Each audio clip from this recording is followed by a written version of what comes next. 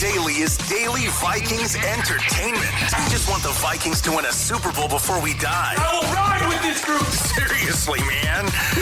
Please. And away we go. Purple Daily. Purple Daily is only half of it. Ladies and gentlemen, it's THORSDAY. Mackie could take it off at some convention, more important. Declan in California, a wedding, evidently more important. Judd and AJ, though, we observe it's like a religious holiday once a week, not Sunday. It's THORSDAY. Yes. Thor Nystrom, you know what? We would never desert you. We would never desert a THORSDAY. Purple Daily listeners, viewers, and us. We need THORSDAYs. I appreciate you, boys. Good to be back with you. Phil and Declan, we can give them the day off. We got some stuff to run over today. They could get replaced, though. Like, they're out. They're this out could be right a now. Wally Pip situation, Judd. Yep. Like, Age could step in now, and he's like Thielen from Mankato, and it's like, who is this kid? What's he about? And then you're like, hold on a second here. He's not too bad. And then the next thing you know, Declan is playing for, the Jacksonville Jaguars. Mm-hmm. AJ running routes with us. That's all I'm going to say. AJ's pre-draft testing numbers are about to impress. They're about to open eyes here in this tryout. Off the charts. Okay, lots to get to, including an interesting study that Thor does, the professor of the draft. My God, it's going to be intricate. But also, the Vikings rookie camp, Friday, Saturday, and Sunday.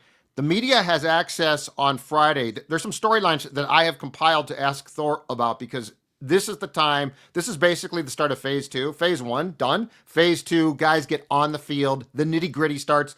And it's all sponsored by our friends at MSP Plumbing, Heating, and Air. The air part becomes incredibly important because, folks, it's getting warm outside. Thank God it's getting nice outside, but that means that you need to make sure that your air conditioner is functioning. And have I got an idea for you? Much like the Sports Dad, join the MSP Total Comfort Club. For $8 a month, you're going to get an AC tune-up, a furnace tune-up, and a plumbing check. So what they're going to do is they're going to check for problems before they start. Does that sound good? You also are going to get priority service. That means if something goes wrong, guess who's going to be at your doorstep to fix it? MSP Plumbing, Heating, and Air. And if you need repairs, 10% off. Give them a call, 651-615-4292, or check out their website, callmsp.com. Call MSP.com. I'm going to tell you right now, Sports Dad trusts them, and if I trust them, so should you. Call MSP.com. All right, Thorsky, I want to start you here. So the rookie camp, and by the way, just to clear this up, I've seen it floating around the ether. J.J. McCarthy is not a rookie. He cannot take part. I've seen it that because he didn't play last year, there's been some speculation of, I wonder if McCarthy's going to be on the field on Friday, Saturday, and Sunday. Now, first of all, if he was, the storylines change completely because then it's like, oh my God, J.J. McCarthy's throwing passes. But he cannot take part. So this is draft picks, UDFAs, and veterans who are, guys who are trying out. So like if you don't have a contract, you sign a waiver. So that's what this is. But I want to start you at the quarterback position. So no McCarthy on Friday. Sam Howell, who right now I think we're all assuming is the backup. He is a vet. Brett Rippon is a vet. There will probably be some tryout QBs there, but Max Brosmer, who the former golfer, who the Vikings signed as a UDFA, but they guaranteed him $250,000, Thor, and they gave him a relatively nice signing bonus of $10,000. Tell me this. Are we assuming, or am I personally assuming, that Brosmer has no chance to compete for the third job when the Vikings did pay him decently to sign here? And second of all, Kevin O'Connell's world is much different than Judd Zolgad's world is. Is there a chance that Max Brosmer is going to have an opportunity starting this weekend to compete for the third QB job behind Howell and or Rippon, and McCarthy obviously is the starter? Yeah, no, I mean, he has a very real chance to win the QB3 job, and the guaranteed money that you're talking about, that is suggestive of a guy who is going to be right there for that. That it is Rippon against Brosmer for that, and I think you could, further than has no chance. I think that's pretty close to a coin flip. And heading in, I might even make Brosmer the smallest of favorites on that. You get to reset the clock on the rookie contract if you go with Brosmer over Rippon. And it's, as I joked after that signing, the profile of Brosmer is extremely similar to Rippon coming out of Boise State. They're like the same kind of a dude. It's just, again, you're resetting the clock on that contract. I think he has a very real chance. What skills that you saw in college do you think translate to? Like what's he going to do that is instantly going to carry over into the pros, and where do you think he's probably going to need the most work from your scouting? The thing that O'Connell's going to like the most is he deciphers the coverage looks quickly, right? I mean, a beat after the snap, whether it's man coverage, whether it's a drop zone, whether it's some exotic coverage look. He's like the pilot who's, it's like Malcolm Gladwell, 10,000 hours. He's been in the cockpit for a while. So he deciphers those coverage looks really quick. And then he basically beats the defense of the spot with timing and with accuracy, with anticipation.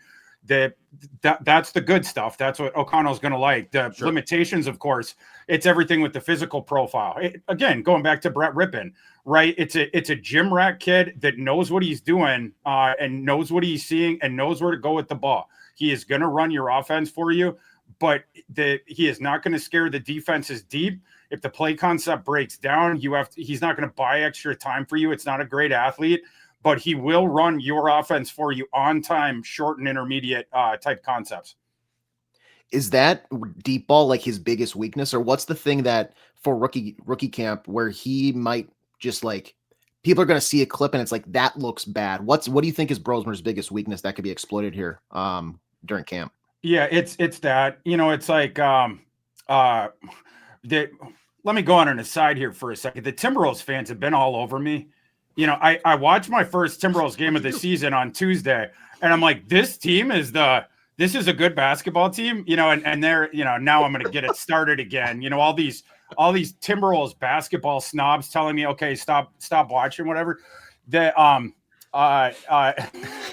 a football guy, for Christ's sakes. You've been busy. Yeah. Anyway, we can get back to the football of that, but yeah. I had a point I was going to go with Brosmer, but then I got upset again with the Timberwolves fans. It's okay. All right. I forgot the connective tissue of that aside. It happens. Mm-hmm. Hey, so question 2 is this, and I think this is probably one of the most interesting storylines entering this camp and probably entering the OTAs as well, and eventually minicamp. And it's this: the running back position, the depth is really intriguing. Mm-hmm. So they're set up top: Aaron Jones, Jordan Mason. I'm going to assume that they would like to move on from Ty Chandler. It feels like they've sort of run that one out. I don't think O'Connell's liked him a lot from day one. He certainly got some chances, but it looks like there's certainly other guys who can return kicks now. And the fact Chandler couldn't break through at all with Jones sort of wearing out, to me, Thor, is a red flag. So, but in what you talked about was a historically deep running back draft class. The Vikings didn't take one. They did sign Tre Stewart of Jacksonville State as an undrafted kid afterwards. They also have a guy by the name of Xavier Scott, who I don't know a lot about, on the roster. But do you think a guy like Stewart has a chance to compete for a job, or do you think that there is a better chance that if Chandler is gone, the number 3 back for 2025 isn't even on the roster right now? Jimmy Stewart, Judd. It's a Wonderful Life. I'll get back to that in a second because I remember my previous tangent. Why I got into the Timberwolves thing. The spacing thing with Brosmer, AJ. Yeah. Remember when the Timberwolves took Ricky Rubio and everyone's like, oh, he's the greatest passer ever. When I won't mention the guy that they took him over again. But anyway, he's a great passer. But the issue with Rubio, of course, as we found out in the pros, is because he can't shoot, there becomes a spacing issue. So even if you're like a really good passer, since the defense can sag off you, it affects the spacing of everyone else around you. Brosmer's limitations, it has the equal effect on a football field, which is because he doesn't scare defenses deep in the NFL, you will see predominantly single high safety looks against him. We have seen the NFL more ubiquitously go to 2 high safeties attempting to take away the deep passes this is the thing that they did with Pat Mahomes to take away the explosive plays that he was getting early in his career. It's like, all right, you ain't never seeing a single high safety look again. But with Brosmer, you can do the single high because, again, he's not going to scare defenses deep. You're getting more bodies up in the short and intermediate sectors where the areas where he relatively excels, right, on those timing concepts, again, denoting the coverage real quick, getting the ball out real quick to beat it. So that's what you take away there. It's not only the explosive element, which he doesn't have much of an access to in a vacuum. It's that the things he does well, you're going to start to have a narrower road to success there, less margin for error because of the way that the defenses will defend you. And now back to Ty Chandler. Ty Chandler's out of here. Ty Chandler is enjoying his last couple months in Minnesota. Could Tre Stewart beat him out? Absolutely. Okay. I think the lingering thing, Judd, to your point about the running back class here, all the running backs that we see get cut in August. I put out today on Fantasy Life the second part of my UDFA class ranking extravaganza. We talked in the last episode. I broke the news here about how well the Vikings had done. In my NFC version, which is on Tuesday, Thursday today is where we put out the AFC version of this. But going through team by team with these classes and some of these, the better UDFA running backs that got taken, you see these situations around the NFL where a team has 4 rosterable running backs. We have a bunch of them. One example, the Chargers in the draft. For the Chargers, they let J.K. Dobbins go, but then they had signed Najee Harris. They let one other dude go as well from their running back room. Blanking on it right now. But anyway, they took Omarion Hampton. They signed Najee Harris. Then they also our boy Rocket Sanders. Remember, we would always take Rocket at the end of the 7th in our mock drafts over the spring. Mm-hmm. The Chargers ended up giving Rocket a decent amount of guarantees to come there, but Rocket's their RB4 at least heading in because you have Kamani Vidal and you have Hassan Haskins. I suppose he's actually RB5, but I'd put him above Haskins. But anyway, you know, they have 5 dudes there. Someone's getting cut there that should be rostered on an NFL roster in 2025, whether that is Rocket, whether that is Kamani Vidal. Do I like Tre Stewart more than Ty Chandler? Absolutely. Absolutely. But when you start bringing up some of these other names, if Kamani Vidal is available, if Rocket Sanders is available, you look around some of these other situations, I could go through 8 of them right now where there's going to be where a team is going to have to cut an attractive running back. Tre Stewart definitely has a shot. That was a guy the Vikings were aggressive with as well. You mentioned the guarantees with Brosmer. They got aggressive with Stewart as well. And we talked about the decision to eschew the running back position in the draft, despite this being a potentially historically deep running back class. They clearly targeted Tre Stewart for this occasion. I have to imagine that there was some off the books calls to Tre Stewart and his representative before the draft discussing this, and they probably ascertained interest there. Sometimes stuff like that factors more into late round decisions than people know. If we got an agreement, you know, in place, I don't have any information on that in this situation in particular, but the Vikings seem pretty high on Tre Stewart. So what again, I believe that Tre Stewart will beat out Ty Chandler for RB3. The question becomes, what is Tre Stewart's competition then in the middle to late August become to get onto the roster after that? He's got 2 different competitions going on. So Tre Stewart, to make that week 1 roster, it's not just you have to be better than Ty Chandler this summer, which I expect him to be. You're also going to have to really impress them so that they choose you over everyone else who will become available on the free agent market. You mentioned the Chargers running back room, and you said you might have a couple other teams. What's another for Vikings fans who, as these releases start to trickle out, maybe is it like the Browns? Give me another team or 2 that you think, okay, they have a very packed running back room that just has talent, that when this news of releases come out, Vikings fans should maybe keep an eye on just in case they want to swoop a guy up. Yeah, I mean, there's a whole bunch of them because there was, I don't know, 7, 8 running backs in this class that went undrafted that last year absolutely would have been drafted. Rocket Sanders is a great example of this. First of all, if Rocket Sanders had been allowed to leave after his true sophomore season, he went ballistic at Arkansas in, I guess it'd be 2022. He would have been a day 2 pick. If he had declared after last season, that after 2023, his season was wrecked by an injury, he still would have been a 5th round pick because that was a crappy running back class. It's just you get caught in this numbers game.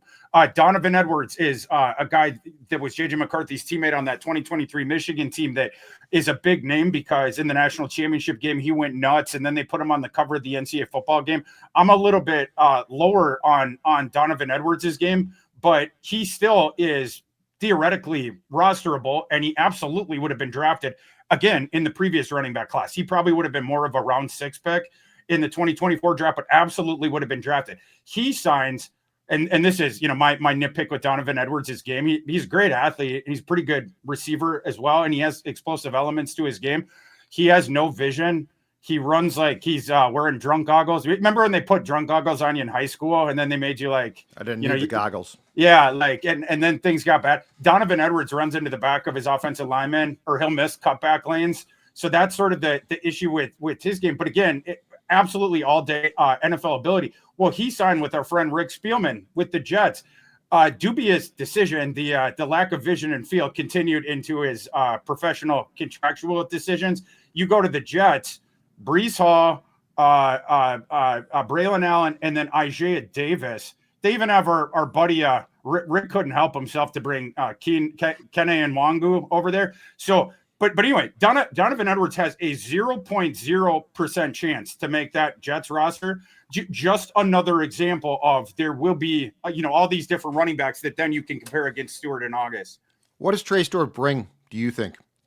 Trey Stewart he's got the feel that Edwards doesn't. He's swift. He attacks the hole. He runs with patience and tempo behind the line. But when he gets that crease, you see the acceleration. He's quicker than fast.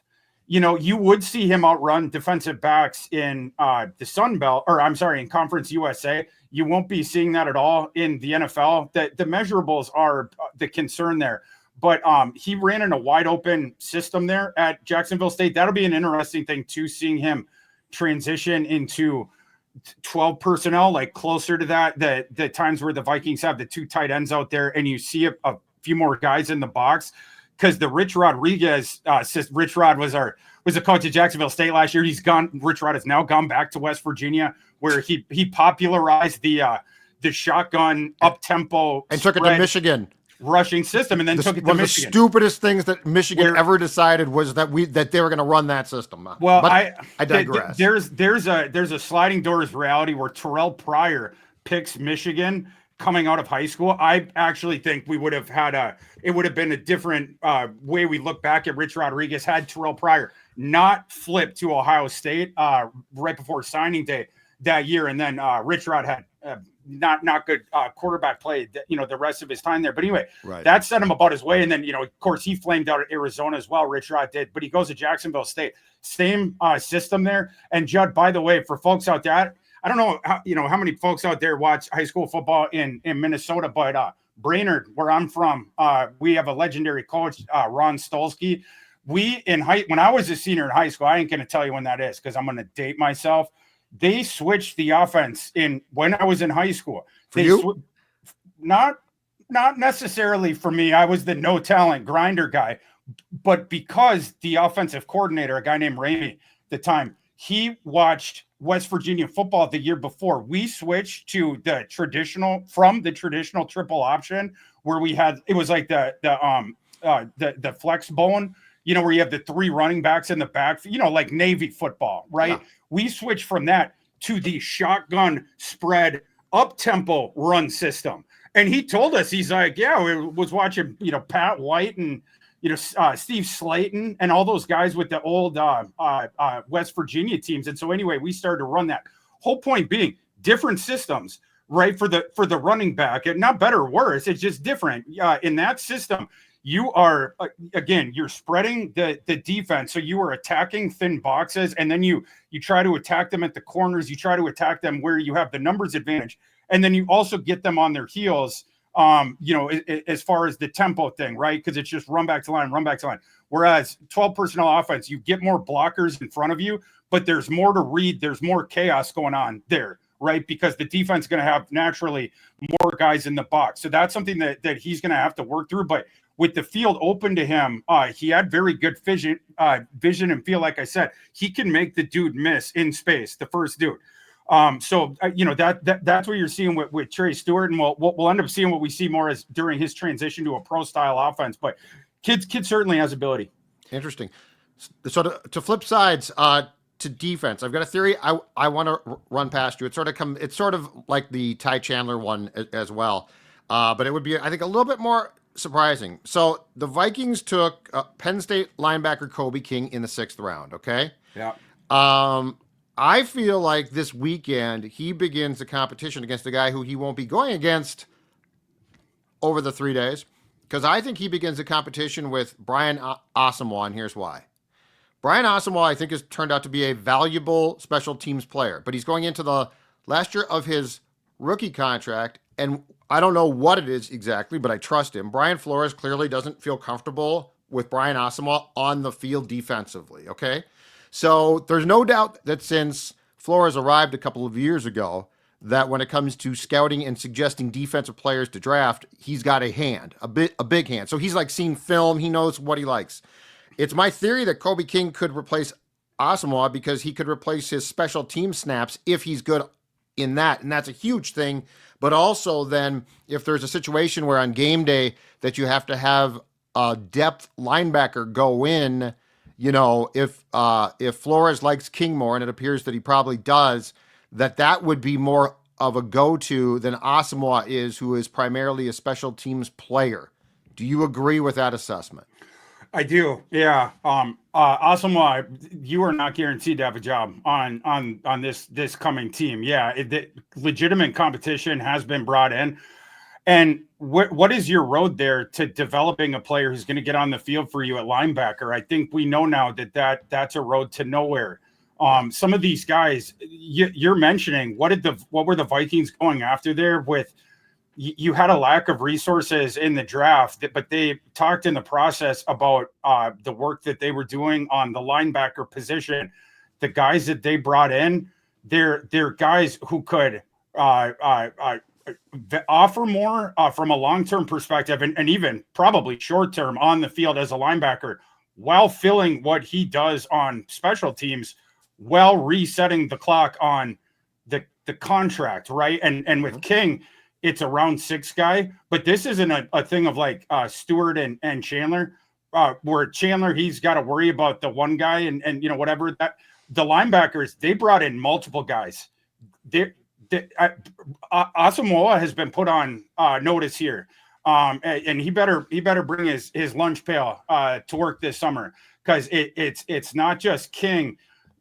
Talked about this at the very out the door in the last episode, but after the draft, a current NFL assistant coach told me that if Austin Keys, the linebacker signing UDFA from Auburn by the Vikings, this is an NFL coach who's not on the Viking staff. He told me if Keys had not had injury concerns, durability concerns, that he believes he would have been a 5th round pick in April, and he believes if he does not have health concerns during training camp, he will beat out King. You know, and Asamoah, you know, as far as all these different guys, you were in danger there. So, yeah, there's legitimate competition that's been brought in of guys who not only have interesting projectable traits for off-ball linebacker, but are core special teamer guys that you would project. Right.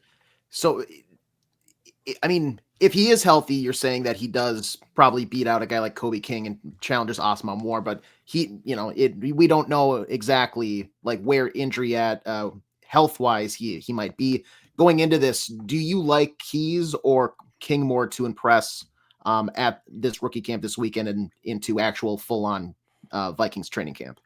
Well, I ranked King higher in okay. my pre-draft. You know, the eval of King, I liked more, but you know, in part, you have to bake in every piece of information, and the durability thing was a deal with the Auburn kid. Is that gonna, you know, this summer is he gonna be good to go? And do we just see the on-field thing? He has flashed on the field. And your ears perk up a little bit and your eyes open a little bit when someone who's on an NFL staff is telling you something like that, or a scout is telling you something like that. You know, when they are on the field, this kid's a killer. So, I mean, that's like I said, Austin Keys became way more on my radar after that conversation. Austin Keys there was some competition the Vikings had in UDFA, and they were able to get him. That is an under the radar potential gem if his body doesn't betray him. Absolutely. Plenty more Thursday to come. We're going to get to the professor here because what you are about to hear is going to be exclusive to this show and this show only. Yeah. It's going to be great. But first, I'd like to talk about my good friends at Neos Elite Performance. So if you're an athlete, let's say you're a basketball player or you're a golfer, and it's become painful to do those things, you can no longer physically do the things that you enjoy. I want you to check out the folks because Neos Elite has cutting-edge regenerative medicine and cellular IV therapy that's designed to get you going again without invasive procedures. White glove service means that they come to you. You don't have to go to the hospital. You don't have to go to the doctors. They're going to come to you. They're going to help you get rid of that back pain, knee pain, whatever is making your everyday tasks and perhaps sports not doable. Stop the suffering. Neos Elite's therapy is designed to reduce that pain, restore your function. And if you reference Purple Daily, you're going to get $500 off a cellular IV therapy treatment. That's $500 off. No surgery, no downtime, only results. Schedule now at neoselite.com, Neos elite.com. Check out the site too, because it has a lot of good information about how this program with a lot of cutting edge things can get you back to doing what you love. All right, Thorsky, the professor, I'm going to allow you to set this up because it's a study that is done in your football helmet laden lab. And it's a very intriguing one and also involves, of course, the Minnesota Vikings. Yeah, so every year, people know I have the 500 player big board, with the 500 player comps, and I ended up this year ranking out 750 total players. There was 250 more that were in my position rankings. And why do you go so deep in advance of the draft? Well, first off, because I'm a sick person, but outside of that, it's because I can do all these different metrics after the draft, where I don't have to eyeball the draft class. I don't have to eyeball a given team's UDFA class. My pre-draft metrics have done that for me, right? Like it holds me accountable, et cetera, for that. It gives a objective sort of thing to go off of. Anyway, I do the draft grades, then I do the UDFA class rankings mentioned before today on Fantasy Life, the second part of that.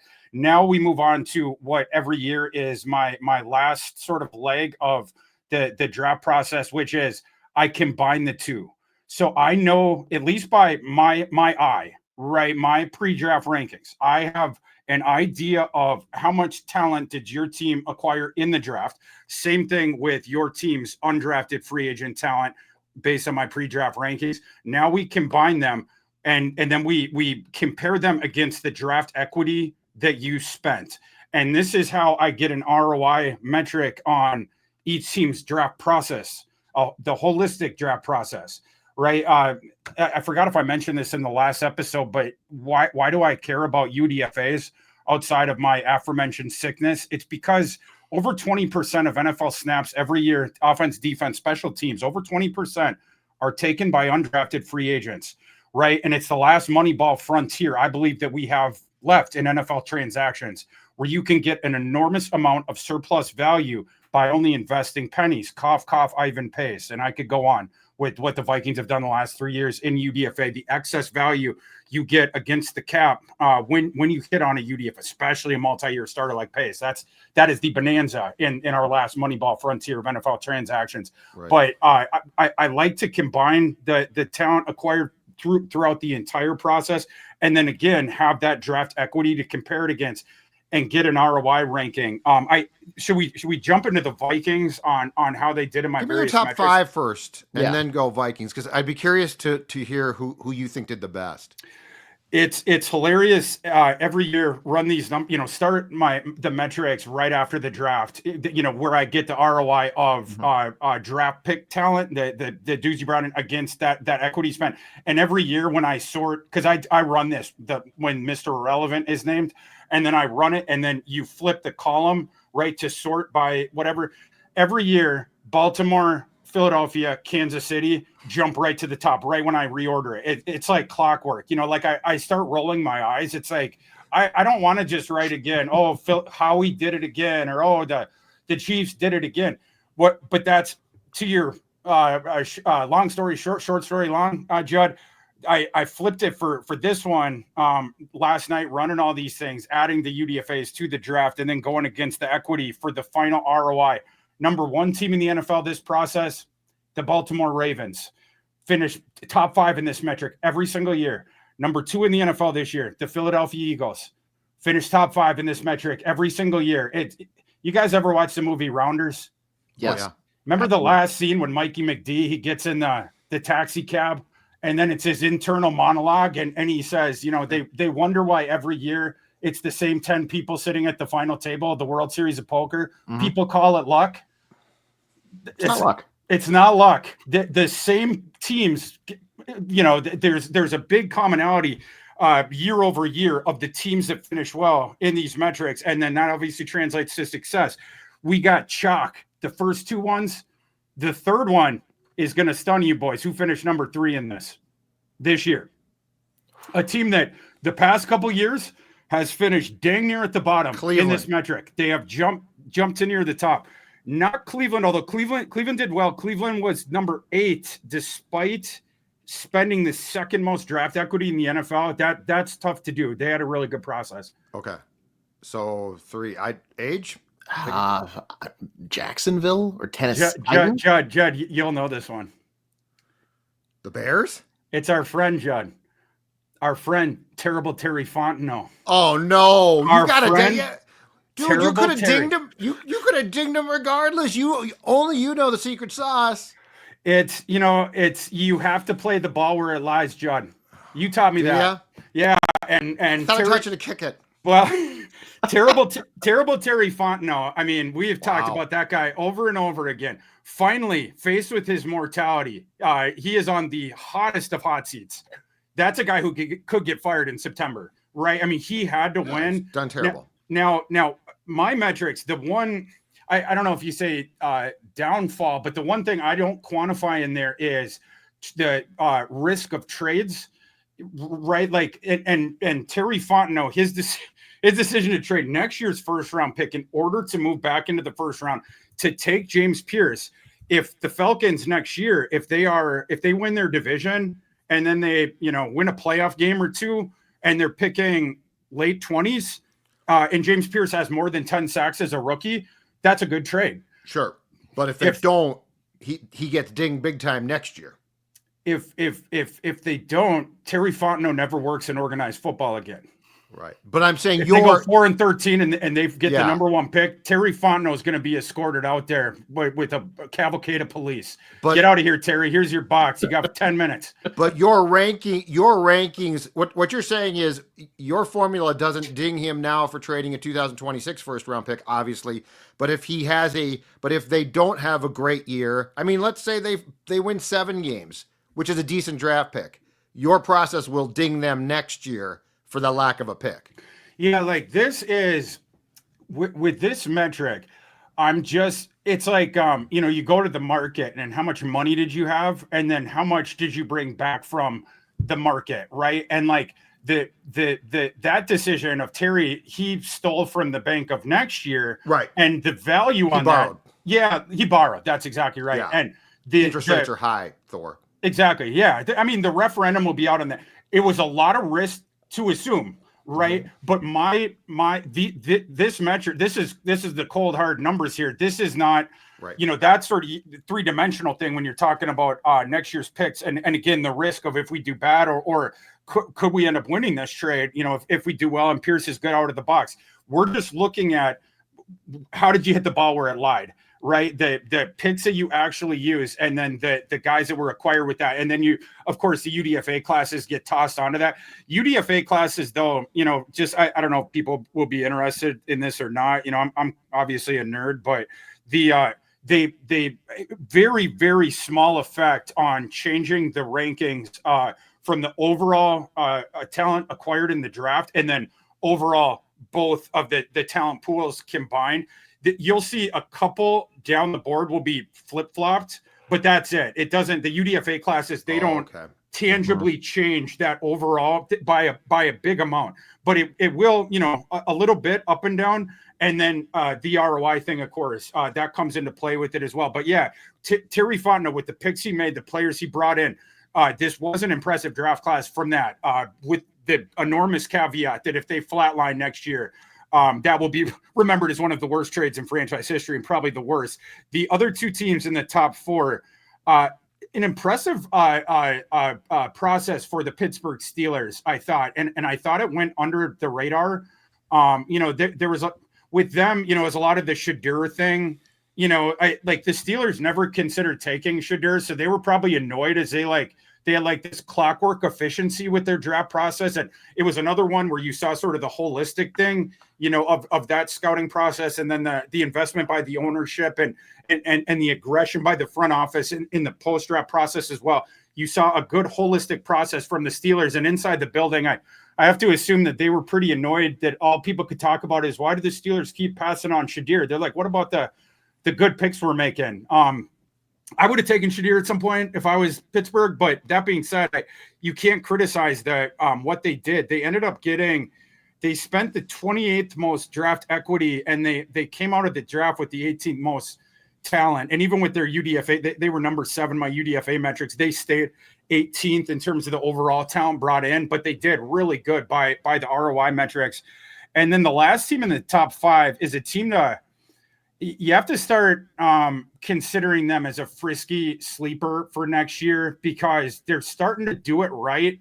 The coaching staff and the front office that they brought in, they had to take a couple years and be patient and just have success in the draft, essentially, and they have done so. And I think they're getting pretty close to, all right, this team's frisky, and that's the Arizona Cardinals. They had another really, really good draft process here. The one thing you wonder about next year is the offensive line, because of the circumstance. We talked about the circumstances of the Vikings and how that affected each decision, each of the 5 when they came up to pick. The Cardinals, they were skewing with BPA intelligently, cleverly. But because of that, they had to go away from the offensive. The value was much better. Interior defensive line initially. Will Johnson, the Cardinals were the team stopped his free fall in the middle of the second round. Outstanding value if Will Johnson does not have long-term lower body injury concerns. Mm-hmm. So a really, really good process for Arizona. The Vikings talked, again, you can't remove it. It's like in the sport of football itself, where you can, I talk about this with evaluation folks, all the time, especially in the spring. You cannot unspool the performance of one player from the context surrounding him on a football field. It's what makes the evaluation game so difficult. It's why it will always be an art, and it will never be a science, because every given player's situation, you are affected by the 10 other guys around you on the field any given time. You are affected by the defense, the defensive quality, and that sort of stuff. You're affected all these different, your play calling, the system that you play in, all these different things. And the Vikings, their circumstance as a franchise heading into this draft, they had the least picks in the NFL heading in to the draft, and they had the least equity heading in. They ended up spending the second least equity in this class, which the Rams moved behind them when the Rams took the terrible Terry Fontenot platter to move out of the first round and took their first round pick next year. But Vikings ended up 31st in equity spent. What that did, it constricted you a bit, where you couldn't really go BPA at that point. Because of that, you're locked into the slots a little bit. Vikings finish, they ended up spending, like I said, the 31st most equity, acquired the 30th most talent with that, which it's not going to sound impressive. You finished third to last in talent acquired during the draft. But when you spent the second least equity, that you're doing a fine job there. And then mention how well the Vikings did in UDFA. Doesn't move the needle a ton in terms of the overall talent. Like I said, you're talking percentage points. It's not going to switch your ranking too much. They also finished 30th in my overall draft process talent added metric. But in the circumstances they were in, it was not bad. The overall ROI for the process for the Minnesota Vikings, this process, 21st, that in my metrics, and that might disappoint some people out there. I would suggest to you that the circumstance that they found themselves in with the draft equity that they did, that's actually not bad at all, especially when you got dead red day one standout starter at the one position on both offense and defense that you absolutely could have used an immediate upgrade at heading into the draft. I'm obviously talking about Donovan Jackson. So I didn't think that this was a bad process for the Vikings at all. To go back to Kwesi's metaphor that he used in the first post-draft presser, they hit it down the fairway. And the last point I'll make on this, guys, people talk about Kwesi. He put himself into this situation. Don't make excuses for Kwesi. I'm not making an excuse for Kwesi. That he did put himself into this situation by trading a decent amount from this. He stole a little bit from the future, but it was to get a player for the future in Dallas Turner last year. But what Kwesi is now doing, he is playing the comp pick game, right? The free agent strategy, this process, it was very clearly done with the comp pick game in mind. There were several of the high profile Viking signings who had been released. Those guys do not count towards the comp pick formula. Because of that, the Vikings right now sitting with a projected 3rd round comp pick next class and a projected 5th round comp pick next class, which could convey into a 4th, depending on if Daniel Jones can beat out Anthony Richardson and play at least decently for the Colts this year. You also have a shot at a 7th, a 3rd one. The Vikings have alluded to this. I believe this has to do with Sherfield. Playing time with Sherfield. I believe he's the one that the Vikings are beneath the cutoff line right now, just with because it starts with just the AAV, and he would be beneath that. But there is also a metric that is baked in after the season that has to do with on-field stuff, and it's close enough where if he plays enough, he played decently enough, it could flip it. You get a 3rd. The whole point being, these teams I talk about, Baltimore, Philadelphia, Kansas City, these teams that always finish at the top, you know what else they do? It starts way before the draft. They play the comp pick game, right? Or they do the thing of you get a call on the Saturday about you're on the clock in round 4. Sure, we'll give you the round 4 for your round 3 next year, no problem. Our roster's in good enough shape.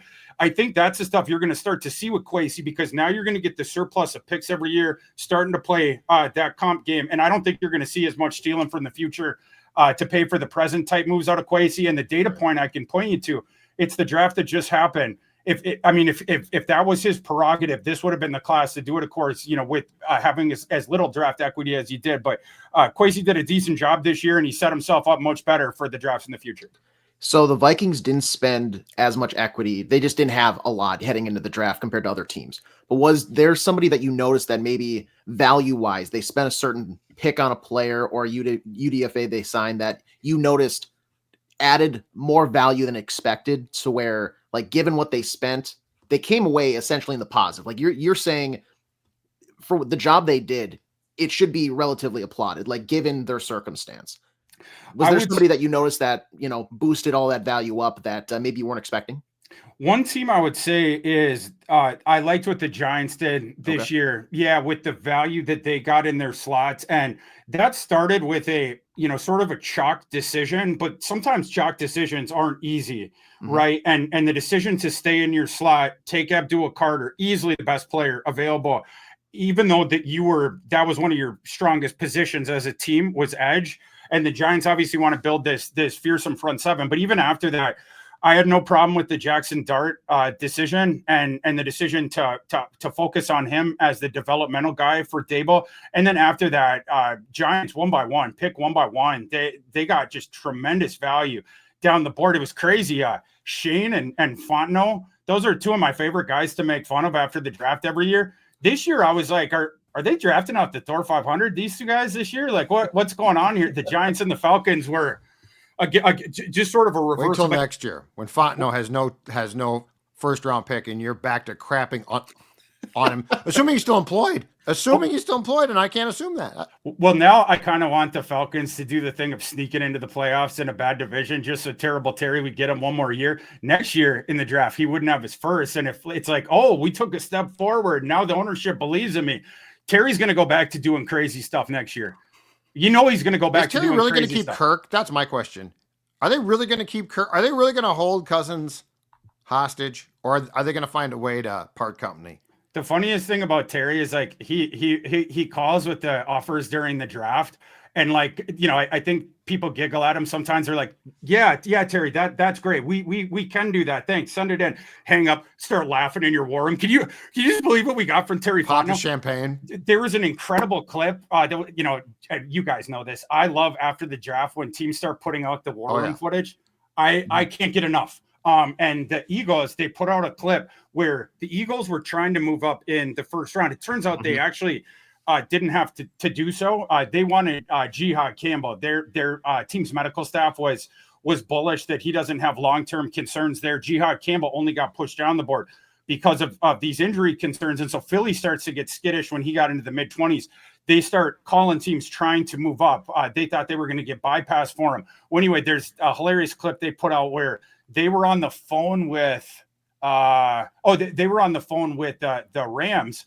And then the Rams had obviously told them no to their trade offer. And then the owner's son, was it Laurie or whatever? Jeffrey Laurie's one of his family members in the war room and tells Howie that Atlanta has just traded for the pick that's on the clock, the Rams pick. And then Howie's like, what did they give up? And it's like next year's first. And he's like, Atlanta gave up next year's first. And then he looks. So then there was like the tables, like behind you have like your soldiers there with you. You have the guys who are running the different scenarios. You have your cap guy. You have all your different scouts there. And so it's sort of your like, Judd, in journalism parlance, like your ink stained guys in the press box back there, your grinders. How he looks at them and he kind of smirks and he goes, I can see why teams aren't taking our trade offers. And they all start laughing. So it's pretty funny. That's awesome. That's awesome. Thor, great stuff. Hey, where can people find more of your professorial-like coverage? You can find the UDFA class rankings this week on fantasylife.com. And next week, I'll be dropping these draft hall rankings and all my different metrics and all these different things to close out the books on the 2025 class. Then I'm going to be taking a little bit of time off, and then we'll be getting into the 2026 draft class this summer, diving deep on that. The Gophs have a couple interesting guys over there. And maybe this is a talker for one of these episodes coming up. You see these thoroughly mock drafts out there. There's gentlemen in my industry. If you hear me, there is a name that you are forgetting. There is a name that you are overlooking who will be a first round pick next spring. And he plays about a mile away. Maybe take another look at that Gopher defense. And I'm not talking about Coy Parrish, who's going to be a first-round pick the year after that. Absolutely. Yeah. Absolutely. The gauntlet has been thrown down. This Thursday, though, is complete, and because of it, we're smarter. Judd, AJ, Thor, we'll talk to you later.